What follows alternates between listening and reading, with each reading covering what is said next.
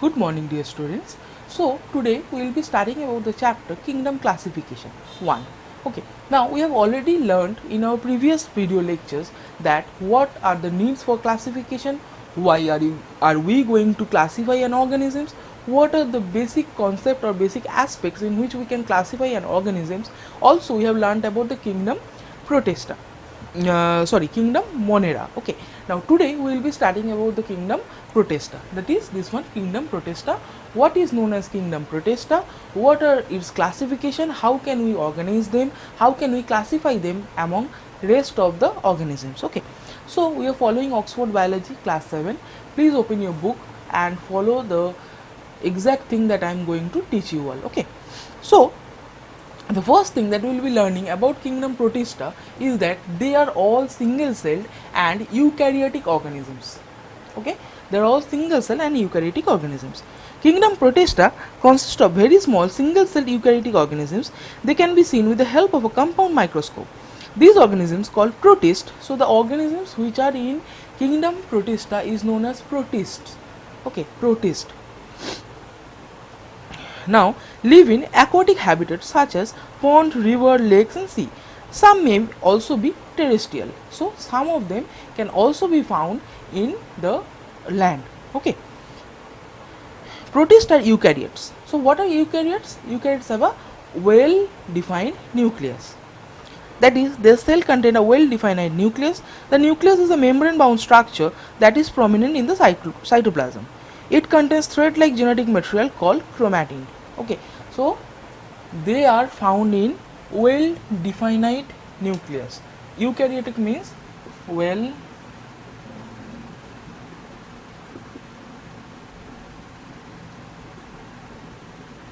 nucleus. Okay, so they are eukaryotic organisms. Now moving forward, what is nucleus? So please mark this line, what is nucleus, because questions are going to come, what do you understand by a nucleus, or what does a nucleus contain. Okay, see, we will found the nucleus contain a well defined nucleus. The nucleus is a membrane bound structure that is prominent in the cytoplasm. It contains thread like genetic materials called chromatin and one or more globular structure called nucleolus enclosed within a nuclear membrane. The cell also contains several membrane bound cell organelles such as mitochondria and chloroplast. Okay, so what are these examples? Examples are amoeba, paramecium and euglenia. So if we mark for the examples of Protista, they are amoeba, paramecium,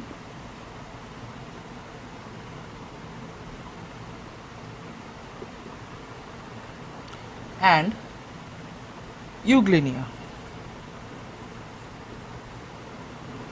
See, there are lots of examples, but these we can consider as these all are well defined protists. Okay, amoeba, paramecium and euglenia are common protists, while amoeba moves with the help of pseudopodia, that is a finger-like projections of its cytoplasm. Okay, they in their particular cytoplasm they have a finger-like projection which is also known as their feet. Okay, they help in locomotion or movement of amoeba. Now paramecium has hair-like structure called cilia all over its body, which help in movement.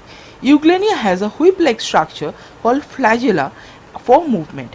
Nutrition in Protista may be autotrophic or heterotrophic. Now we already came across the both of the term autotrophic and heterotrophic. Now what does autotrophic and heterotrophic means? Autotrophic means that they can prepare their own food, and heterotrophic means that they will be depending on the autotrophs. Okay, autotrophic protist euglenia is a unique protist which is both autotrophic and heterotrophic. So please mark this one. Euglenia is a unique protist which is both autotrophic and heterotrophic.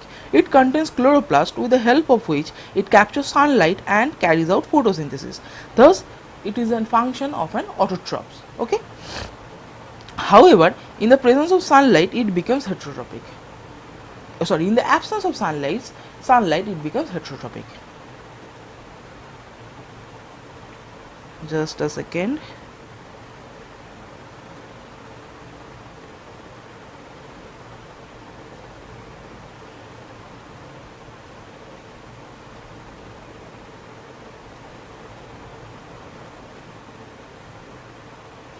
Okay, now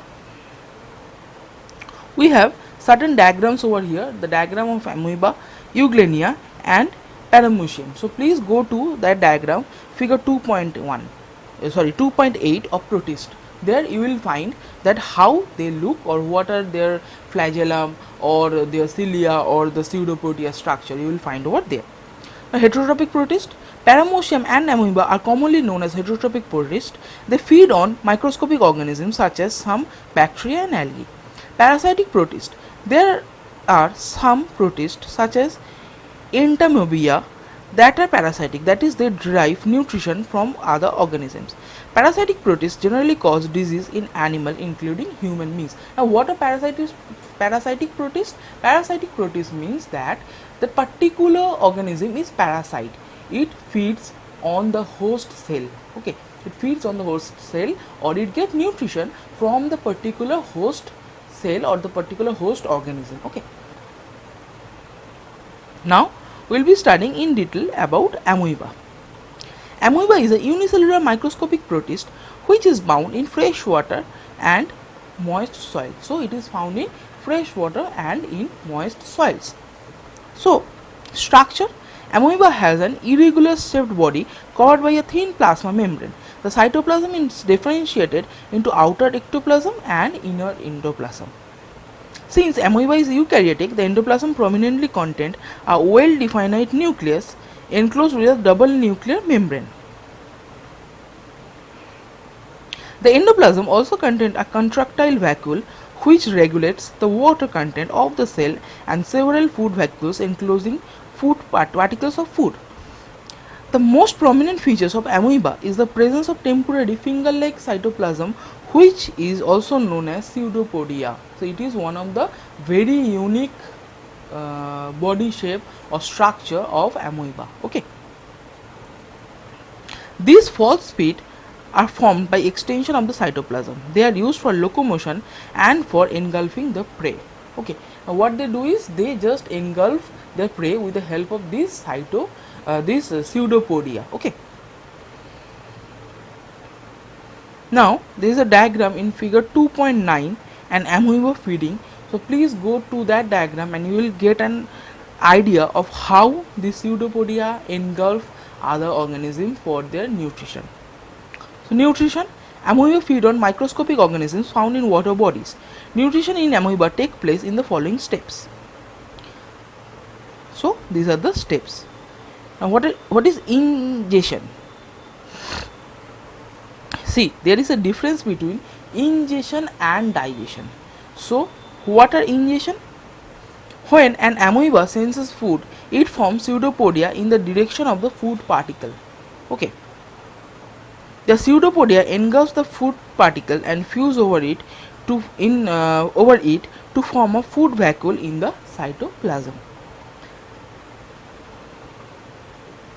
Now what is digestion? See, ingestion is the process by which it engulfs another organisms. Okay, and what is digestion? Digestion is the digestion or it is the absorption of the nutrient from that particular organism.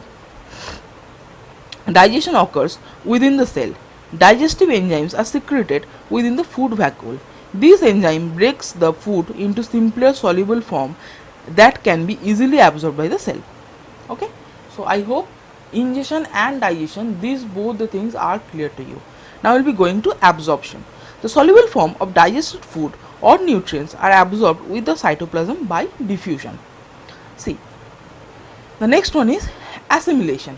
What do you mean by assimilation? These nutrients are then used to build new protoplasm and obtain energy. Okay, this is known as assimilation. And the next one is egestion. The undigested waste are present within the food vacuole. This vacuole then moves out to the rear of the cell where pseudopodia open up and release this waste. Clear? Now locomotion. How do they locomote? How do they move from one part to another one? Amoeba moves by means of pseudopodia. The flow of cytoplasm decides the direction of movement. Okay, the way where the flow of cytoplasm occurs, it detects or it determines the direction in which that particular amoeba will move. Okay. The kind of movement is also called amoeboid movement. The way how amoeba move is also known as amoeboid movement. Okay. Now, what are the steps? Step 1, when an amoeba moves, it forms pseudopodia from the cytoplasm in the direction of the movement. Step 2, the pseudopodia extends due to the flow of protoplasm in that particular direction. The extension continues to grow more by the flow of protoplasm. See, this you can go through this particular diagram of figure 2.10. Also, if you have ever seen a jellyfish, have you ever seen a jellyfish? See, the jellyfish also moves in a peculiar manner of the amoeba. Okay, it moves just by as jellyfish have their particular, it is a big organism, we can see from our naked eye, it have a particular membrane and everything, but the way how it moves, it resembles the way how amoeba moves. So this extension continues to go more by the flow of protoplasm. The amoeba then moves in that direction. Step 3, when amoeba changes its direction of movement, a new pseudopodia is formed in the direction of the new movement and the old pseudopodia disappears. Okay. So you can see from here, step 1, the front part of the cytoplasm moves. Step 1, the protoplasm moves. Step 2, the cytoplasm moves. Step 3, the one which was left behind, it gets covered up, and this is how they move. Now, how do they respirate? Amoeba does not have any special respiratory organs. Exchange of gases in amoeba occurs by diffusion. So, diffusion is a term by which exchange of respiratory gases occurs inside an amoeba. Okay. The dissolved oxygen present in surrounding environment diffuses continuously inside the protoplasm as its concentration outside the cell is always higher than the cytoplasm. This oxygen is used for respiration within the cell, and the resultant carbon dioxide diffuses out from the body into the surroundings. Now another one is reproduction. How do they reproduce? Binary fission and multiple fission are two ways by which amoeba reproduce. So one is binary fission, another one is multiple fission. These are the two ways how amoeba reproduce. In binary fission, the nucleus first divides into two equal parts, and then the cytoplasm splits around the daughter nuclei, giving rise to two daughter cells. These daughter cell grows and split in the same way, producing new more. So what happened? See, the first, if this is an amoeba, what happened? This is the nucleus. First, it turns up to be like this. Nucleus gets duplicated, and from here, the cytoplasm slowly it forms cleavage, and the cytoplasm gets divided. Okay, and this is how the next generation of the next amoeba, they also reproduce in the same way, and this is known as binary fission. Amoeba undergoes multiple fission under unfavorable conditions. See, when the condition outside is not favorable for the amoeba to survive, they form a outer covering. Okay, and inside that covering, this nucleus gets divided, it gets multiple division of that particular nucleus. Now when favorable condition returns, this outer covering breaks, and what happens?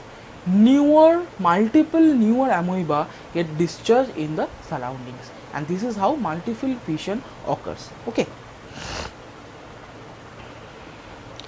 and this outer covering, that I was talking about, it is known as cyst. Amoeba undergoes multiple fission under unfavorable condition. In this case, the cell develops a hard outer covering called the cyst. Within the cyst, the nucleus of the parent cell divides repeatedly, producing several nuclei. This is followed by the division of the cytoplasm into several parts, with each part enclosing one nucleus. When unfavorable conditions returns, the cyst breaks open, releasing a number of daughter cells from the single parent at the same time. So please students, keep it in your mind that multiple fission occurs or take part only during unfavorable conditions, but during favorable condition, amoeba goes for binary fission, that is one nucleus gets splits into two. Okay, but in case of multiple fission, the one particular single parent nuclei get divided into multiple amount or multiple number of nucleus. Okay, so this is all about the amoeba and the kingdom which is in your syllabus. This is kingdom Protista. So I hope this particular part is very clear to you. See, I can understand this, that this chapter is a bit boring and I am going on reading line by line, line by line, but this is only because of you all, so that you can understand it. I am trying to make you all understand, to make you all find interest in this particular chapter, kingdom classification 1. Yet I do believe that this chapter is yet boring rather than the other of the chapters, but you need to study this, you need to understand about the classification, you need to study how these kingdoms are behaving, why we are studying this, why we are classifying the organisms, what are the hierarchy of classification that I have already told in the previous video lecture, that is kingdom, and then species, everything I have already explained all those things, right? So we have completed kingdom Protista, and next day we will be proceeding towards kingdom Fungi. Also, the reason that I am giving small videos of this particular chapters, you will be getting a lot of video lectures of this particular chapter, is only because of not getting monotonous. Because if I complete the whole chapter kingdom classification 1 within a single video lecture, then you will find it very difficult and very monotonous, and it would be very much confusing among yourself to understand what happened in that particular kingdom, or why we are studying this, why you are studying that. So this is the reason I am breaking this video into small parts, so that you can get a bit of the interest in your study and you can actually understand this particular chapter. So we will be meeting in the next class, where we will be discussing about kingdom Fungi. Till then, please take care of yourself, as global pandemic is going outside. As every of the time I tell all these things, that take care of yourself, take care of your family. This is all because the global pandemic is going outside. You need to understand, you need to stay in your home, you need to use mask, sanitizer, and keep yourself away from the surroundings and crowdings. Okay, so take care, have a good day. We will be continuing with kingdom Fungi in our next lecture. Okay, thank you.